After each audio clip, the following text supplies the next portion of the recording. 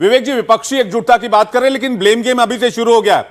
बेशक ये north east का चुनाव रहा हो, लेकिन यहां भी ब्लेम गेम चल रहा है। लेफ्ट, कांग्रेस, टीएमसी सब आपस में ब्लेम गेम कर रहे हैं। नहीं, कोई ब्लेम गेम नहीं है। अभी आप ही के चैनल पे मैं आपका पैकेज देख रहा था, तो खड़गे साहब ने सिर्फ यही कहा है अभी एनालिसिस आगे करेंगे। लेफ्ट ने भी कोई ब्लेम गेम नहीं करा है। मानिक सरकार साहब ने कहा है कि साहब ये टिपरा मोथा अलग हुई तो काफी वोट उधर शिफ्ट हो गया। कहां ब्लेम गेम है?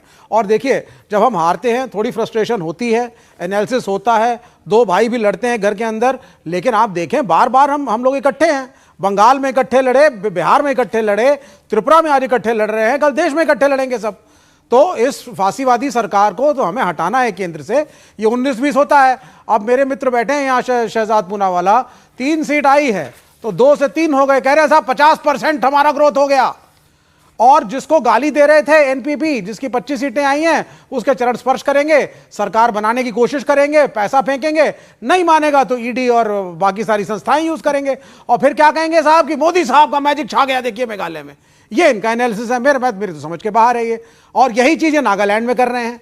इनके जो भी एसोसिएट्स जो बैसाखी पे जिसकी वजह से, हाँ मैं मानता हूं त्रिपुरा में इनका रिजल्ट आया है, अच्छा रिजल्ट आया है, ठीक है, उसके भी अन्य कारण हैं। अब क्या बोले मनी पावर और मसल पावर को हम, लेकिन फिर भी आया है तो आपको कांग्रेचुलेशंस उसके लिए हम भी एनालाइज करेंगे। लेकिन आप एक बात को समझिए ना, इनका अपना ग्रोथ फैक्टर है क्या? नहीं, मैं विपक्षी एकजुटता की बात कर रहा हूं। बेशक आप बीजेपी को कितना भी क्वेश्चन कर ले, मैं विपक्षी एकजुटता की बात कर रहा हूं। यही सवाल मैं अतुल जी आपसे लेना चाहूंगा। हाँ, बस मैं शहजाद भाई को याद दिला दूं, शहजाद भाई मेरे पूना से आते हैं और आज पूना में 30 साल के बाद एकदम दमदमाती जीत जो है कांग्रेस ने हासिल की, कंटिन्यू कर रहे पिछले 1 साल से, और भारत जोड़ो के बाद हम कंटिन्यू जीत रहे, तो वो छुपा कर चले गए। त्रिपुरा में भी इनकी जो है ना 12 सीटें माइनस हुई है, तो जीते हैं तो बधाई तो है, लेकिन सच्चाई से मुंह नहीं मोड़ सकते, एंटी इनकम्बेंसी वोट दिखता है। जहां तक रही विपक्षी एकता की बात, तो हर पार्टी को अपनी पार्टी बढ़ाने का अधिकार है। जो क्षेत्रीय दल है वो अपने अपने विभाग में जब विधानसभा के चुनाव आते हैं तो वो अपनी पार्टी को बढ़ाने की कोशिश करते हैं। तो आज विधानसभा में हम अलग अलग चुनाव लड़े, इसका मतलब ये नहीं कि जो नेशनल इलेक्शंस होंगे लोकसभा के, उसमें हम अलग रहेंगे। तो अभी किसी को नफरत भरी ही बात निकालनी है, जहर ही उगलना है, तो बात और है। हमारे साथ थे तो अलग बात थी, अभी है तो अलग बात है, लेकिन मैं तो फैक्ट्स पे बात करता हूं और सब्सटेंशिएट करता हूं। यही तो शहजाद जी ने भी कहा ना कि आपके पास से धीरे धीरे करके आपके जो नेता हैं वही चिटक रहे हैं। इस पर आप लोग कब चिंता करेंगे? आपने कहा कि त्रिपुरा में इनकी सीटें कम हुई, आपने कहा कि चलिए मेघालय में इनकी 1 सीट बढ़ी है। आप बताइए मेघालय में आप कितना नीचे आ गए? सबसे बड़ी पार्टी थे, 21 सीटें जीती थी आपने, आज 5 पर आपका हाथ मजबूत होता हुआ नजर आ रहा है। इस पर भी तो एनालाइज करिएगा ना। प्राची जी एक देखिए, पूरे देश भर में इनकी अलायंस बची है सिर्फ अभी ईडी, इनकम टैक्स और सीबीआई से। तो पूरे देश भर में जिस तरह से नेता इधर से उधर उड़ के गए हैं, तो उड़ के नहीं गए हुए, वो फांस डाल के लेकर गए हैं। तो उसके बाद अभी जो 60 सीटों पे हम लड़े हैं, और ये भी 60 सीटों पे लड़े हैं मेघालय में, तो उसका भी तो एनालिसिस करना चाहिए ना। 60 सीटों में वो लड़े, 60 सीटों में हम लड़े, 45 के नीचे जो है हमारी एवरेज एज हमारे कैंडिडेट्स की। तो एक संगठन बर्बाद जो हुआ है उसको खड़ा करने का काम ये चुनाव ने किया है। आज खड़ा किया है, कल दौड़ेगा, परसों सत्ता में आएगा। तो ये एनालिसिस छोड़कर सारा जो है वो एक ही भाजपा ऐसा कैसा होगा? जाहिर सी बात है, इस रिजल्ट को आप अपनी तरह से एनालिसिस करेंगे, लेकिन ये रिजल्ट एक तरह से इस तरह से भी देखा जाएगा। अतुल जी बेशक आप कुछ भी कहें, लेकिन रिजल्ट इस तरह से भी देखा जाएगा कि खड़गे जी के अध्यक्ष बनने के बाद और राहुल जी की भारत जोड़ो के यात्रा के बाद ये 3 राज्यों के चुनाव के नतीजे सामने आए। शहजाद से इसका जवाब लेंगे, एक छोटा सा ब्रेक ले रहे हैं, ब्रेक के बाद फौरन लौटेंगे। बने रहिए इंडिया टीवी के साथ।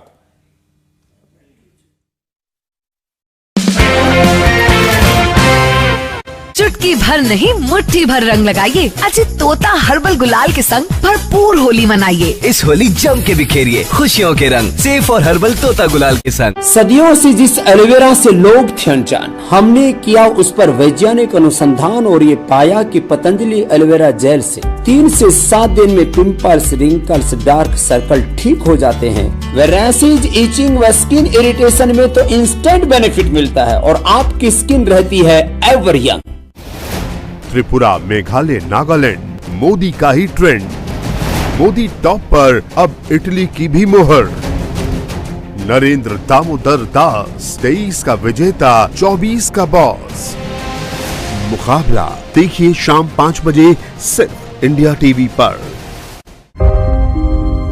मैं वर्षा, मैं सुन नहीं सकती, बोल नहीं सकती, पर इस मंच का हर पल मैं एंजॉय करती हूँ।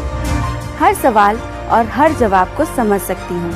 आपकी अदालत आपके और मेरे लिए, आपकी अदालत दिल से।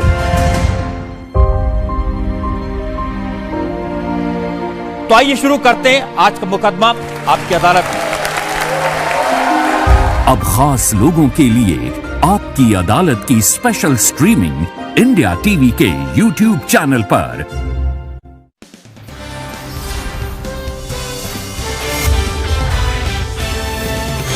इंडिया टीवी, आपकी आवाज।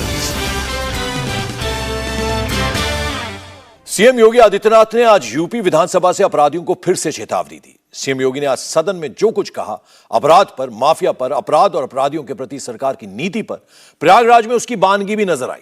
जिस वक्त सदन में बजट पर सवालों का जवाब दे रहे थे योगी आदित्यनाथ, प्रयागराज में योगी सरकार का बुलडोजर गरज रहा था। चकिया इलाके में अतीक अहमद के करीबी जफर अहमद के घर पर बुलडोजर चल रहा था। योगी ने आज सदन से फिर यह ऐलान किया कि माफिया को खत्म करके ही सरकार दम लेगी। इस माफिया को मिट्टी में मिला देंगे। बाबा का बुलडोजर एक्शन, माफिया को मिट्टी में मिलाने का काम शुरू।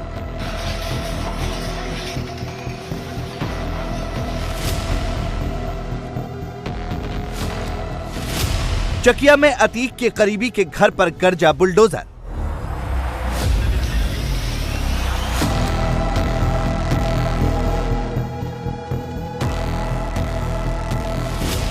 ये घर माफिया अतीक अहमद के करीबी बिल्डर जफर अहमद का है। 200 वर्ग गज में बने इस मकान को आज प्रयागराज विकास प्राधिकरण के बुलडोजर दस्ते ने ध्वस्त कर दिया। सामने जो बाउंड्री है, गेट तो पहले ही तोड़ दिया था, बाउंड्री तोड़ दी गई है। अब अंदर ऊपर का जो मंजिल है, पहली मंजिल है, उसको पहले गिराया है और अब आपको बुलडोजर अंदर जाता हुआ दिखाई दे रहा है। यानी जो अंदर का घर है अब उसे गिराने का काम होगा। अब जो पहली मंजिल है उसका सामने जो बैल्कनी थी उसको तोड़ा गया है। कुछ कमरे में थोड़ा सा ऊपर अंदर गए हैं, लेकिन ऊपर छत भी दिखाई दे रही है जिस पर अभी बुलडोजर नहीं चला है। तो टेक्निकल टीम होती है पूरी, वो बताती है कि किस तरह से जो मकान पे बुलडोजर चलाया जाए उसको किस तरह से गिराया जाए। तो यहाँ टेक्निकल टीम भी है जो बता रही है बुलडोजर चलाने वालों को कि इस मकान को किस तरह से धाराशाही किया जाए, क्योंकि अगल बगल यहाँ पर घर बने हैं और बिल्कुल बगल का घर है दोनों तरफ।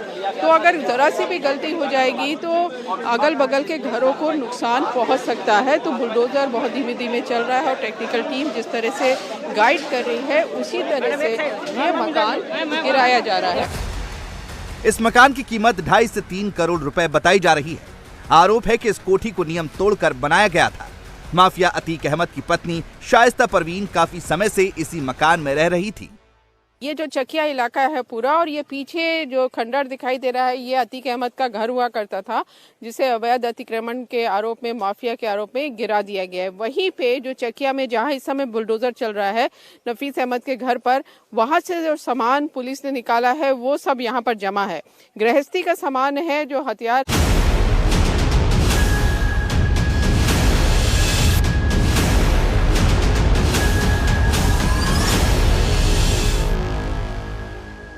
नॉर्थ ईस्ट का रिजल्ट सामने आ चुका है और इसी को लेकर हम बहस लगातार कर रहे हैं। सभी बड़े मेहमान हमारे साथ बने हुए हैं। चलेंगे शहजाद के पास। शहजाद, विपक्ष अब एकजुटता की बात करने लग गया है। मुझे लगता है कि इस रिजल्ट का भी उसमें बड़ा हाथ होगा।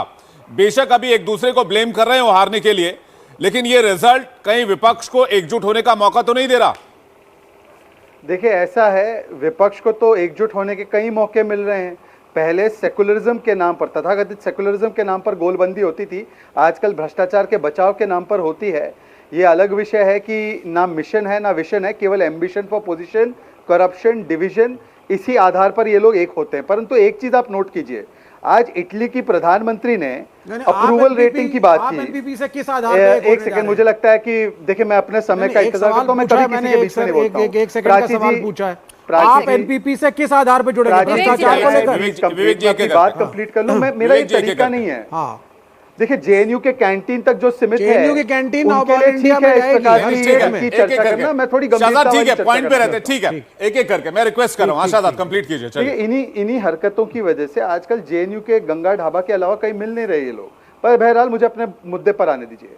देखिए आज इटली की प्राइम मिनिस्टर ने भी कहा है कि देश के प्रधानमंत्री की अप्रूवल रेटिंग किस प्रकार की है कि दुनिया भर में उनकी लोकप्रियता है, भारत में तो है ही, परंतु एक रेटिंग और है, रिजेक्शन रेटिंग।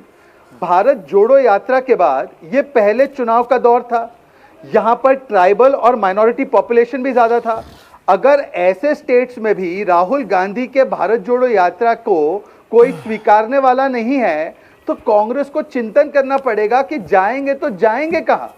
0 आउट ऑफ 3 हुआ है भारत जोड़ो यात्रा के बाद उन स्टेट्स में जहां पर अधिकतर पॉपुलेशन आदिवासी और अल्पसंख्यक समाज का है, जो ये कहते हैं कि सबसे ज्यादा दबाए प्रताड़ित कुचले पिछड़े वर्ग है। तो भाई अगर यहां पर भी आप जीत नहीं पा रहे हो आपके तमाम प्रोपेगेंडा के बावजूद, तो आप अपनी रिजेक्शन रेट को देखिए और आज बताइए कि ये भारत जोड़ो की यात्रा के श्रेय में जाता है या नहीं जाता। अतुल जी कह रहे थे कि नॉर्थ ईस्ट के रिजल्ट चलिए आपको खुश करने वाले हैं, लेकिन बाकी जिन रिजल्ट्स का वो जिक्र कर रहे थे, पुणे का जिक्र कर रहे थे, महाराष्ट्र की और जगहों का जिक्र कर रहे थे, कह रहे थे वहां तो देखिए हमारी भारत जोड़ो यात्रा का असर पड़ गया, हम लोग जीत गए। देखिए प्राची जी, गुजरात में क्या हुआ फिर ये भारत जोड़ो यात्रा, हिमाचल में क्या हुआ, और हिमाचल में 0.9% से जिस राज्य में हर 5 साल में सरकार बदलने का रिवाज है, वहां पर 0.9% से आप जीत गए, एक टेक्निकल विक्ट्री आपको मिल गई, तो आप 1% से आप जीते थे पिछली बार, जीत मानते तो मानिए, हम भी स्वीकार है कि आप जीते। तो 1% से आप जीते थे। सुनिए देखिए एक सेकंड, मैं अपनी बात पूरी कर लूं प्राची जी, फिर उसके बाद विवेक जी बोले। पर मुझे समझ में नहीं आ रहा विवेक जी क्यों बोल रहे हैं, कांग्रेस पे सवाल उठ रहा है पर विवेक जी बोल रहे हैं। बहरहाल देखिए प्राची जी, गुजरात में कांग्रेस नस्तनाबूद, हिमाचल में हम हारे 0.9 के डिफरेंस से हारे, नागालैंड में नस्तनाबूद, मेघालय में नस्तनाबूद, त्रिपुरा में नस्तनाबूद। जो नस्तनाबूद हो रहे हैं, जो विलुप्त होते जा रहे हैं, अगर उनको लग रहा है कि 1-2 बाइपोल जीतने से वो भारत जोड़ो यात्रा की उपलब्धि है, तो ये 3 राज्यों में हार किसकी उपलब्धि है वो बता दो। ठीक है विवेक जी, आपका रिएक्शन, फिर अतुल जी मैं आपके पास आ रहा हूं। विवेक जी, बड़ी सीधी सी बात है, आपने पहले कहा कि साहब हम सेक्युलरिज्म के लिए नहीं लड़ रहे हैं, हम भ्रष्टाचार के लिए लड़ रहे हैं। आप बता दीजिए एनपीपी से किस आधार पे आप गठबंधन करेंगे? दोनों भ्रष्टाचार करेंगे मिलकर के, या आपने मान लिया कि वो भ्रष्टाचारी है नहीं, या आप ईडी का डर दिखाएंगे उनको? कृपा करके ये बताएं आप। दूसरी बात सुनिए सर, मैं आपको बता देता हूं पहले, दूसरा सवाल का जवाब तो ले लो, इस सवाल का जवाब बताइए, बता दीजिए सर, आप जवाब दीजिए इसका।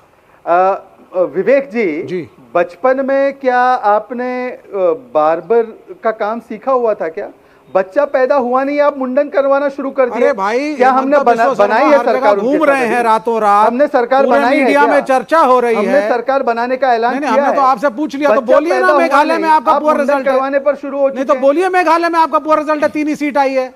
आप पहले एक बात मोदी मैजिक फेल हो गया मेघालय में, बोलिए। कांग्रेस के साथ केरल में है, नहीं उससे क्या हो गया? हम तो भैया इंडिपेंडेंस के पहले भी कई इश्यूज में कांग्रेस के साथ थे, हम तो महात्मा गांधी और नेहरू के साथ बहुत से इश्यूज में थे, हम मिसेस गांधी के भी साथ रहे हैं बहुत से इश्यूज पर, हम तो यूपीए 1 को भी हमने समर्थन दिया, केरल में अपना, उसके बाद 3 राज्यों में भी उनके साथ हैं। ठीक है शहजाद जी और विवेक जी, यही तो सवाल है कि जब अपने अपने दलों को लेकर सवाल पूछा जाए तो दूसरे दल पर थीसिस लिखना शुरू कर देते हैं। अपने दल में क्या चिंतन मनन की जरूरत है, इस पर कोई जवाब नहीं देता। इंडिया टीवी हर वक्त हर जगह डाउनलोड करने के लिए सर्च करें India TV news Google play store या ऐप स्टोर पर।